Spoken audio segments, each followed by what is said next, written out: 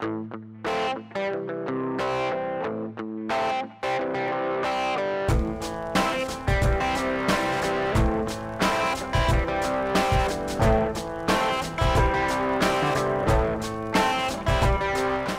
quoi le cynisme? Bah, le cynisme, c'est...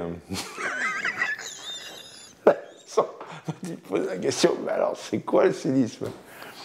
Non, le cynisme, c'est au IVe siècle avant l'ère chrétienne, des individus qui se réclamaient du chien. Alors ils avaient une barbe, une besace et un bâton. Ils copulaient en public. Et comme méthode, ils avaient le jeu de mots. Et ils se réclamaient du poisson masturbateur comme modèle éthique. Alors c'était Antisthène, Diogène, Cratès. Il y a aussi une chose qui est importante, c'est que les cyniques sont desservis par le langage. La perversion du mot cynisme les a desservis. Si on s'en tient à la définition marxiste du cynisme... Maxime, par contre. Pourquoi? Plutôt que la caméra. Parce que c'est un peu de foot que je regarde la caméra. Bah, ça fait bizarre. Ah ouais? Parce que là, il faut être concis. Tous les mots pèsent. Parce que, attention, hein, là, le cynisme dans la pub, c'est dangereux. Hein. Je suis quand même publicitaire. La vocation de la publicité, c'est un mode d'emploi pour produire du profit.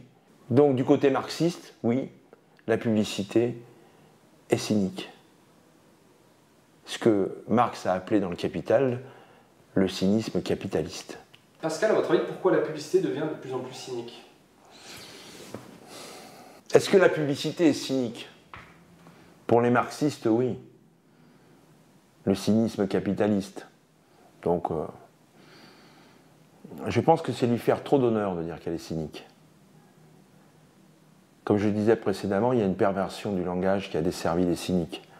Les cyniques, c'est tout sauf l'idée qu'on s'en fait. Il y a une forme de contemporanéité dans le cynisme. Est-ce que la publicité, aujourd'hui, est contemporaine? Ça, c'est une vraie question. Pascal, est-ce que vous croyez que le cynisme, en fait, dans la publicité, c'est calqué sur celui du monde actuel? Je n'ai pas compris la question. Le cynisme qu'on rencontre dans le monde actuel, dans l'actualité, dans les guerres, enfin tout ce qui se passe dans le monde, est-ce que la publicité n'a pas suivi en fait ce cynisme grandissant? Alors moi je ne dirais pas que le monde actuel est cynique. Je pense que dans certaines parties du monde il est cruel. Et la cruauté n'a rien à voir avec le cynisme. Le cynisme c'est de l'espoir refroidi. Pourquoi refroidi?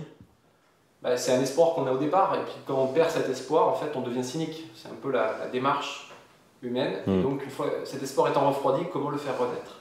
C'est une question très globale. Donc, voilà, si vous avez...